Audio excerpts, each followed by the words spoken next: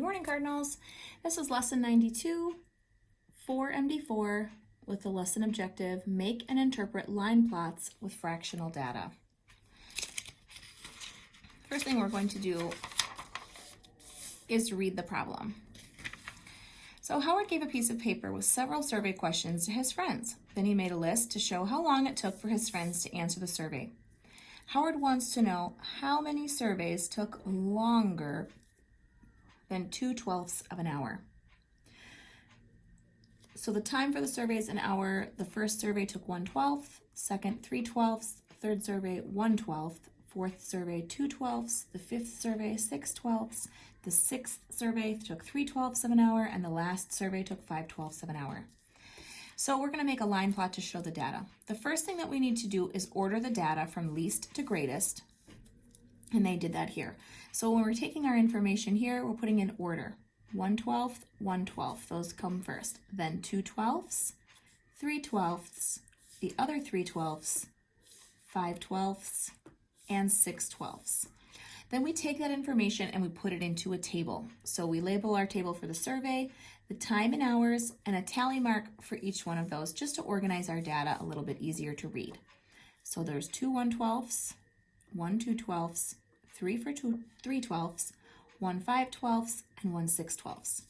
So next we make a line plot with the same information. So we take the time in hours and we put that at the bottom of our line plot, and then we put X's for each tally above. We count the number of X's that represent data points greater than 2/12 of an hour, because that's the information that Howard wants. So 2/12 of an hour is here, so we're counting above this line. 1 2 3 4. We label our survey time for survey answers. Same thing here. There are 4 data points greater than 2/12 of an hour.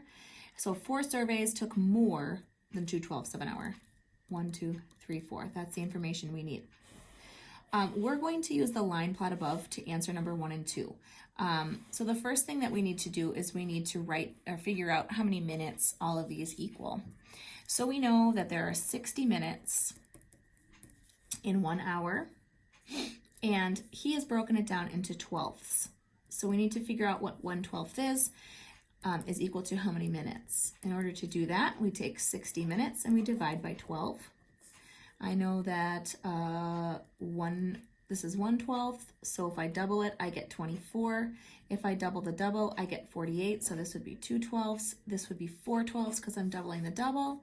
And if I add 12 more, I'm at 60. So 5 times 2 is going to give me 60 minutes.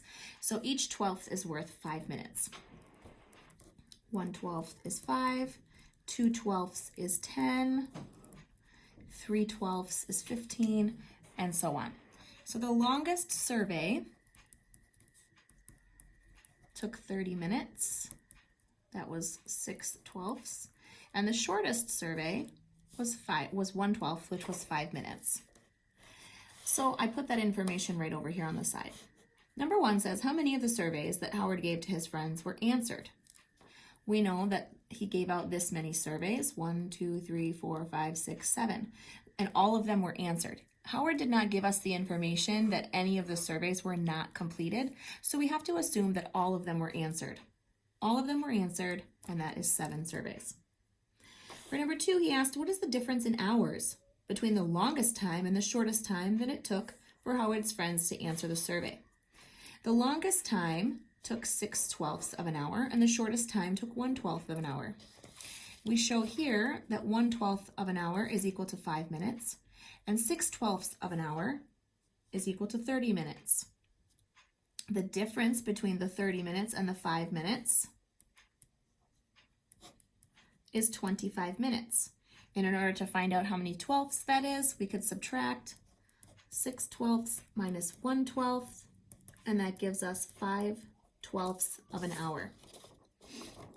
The difference was 5/12 of an hour.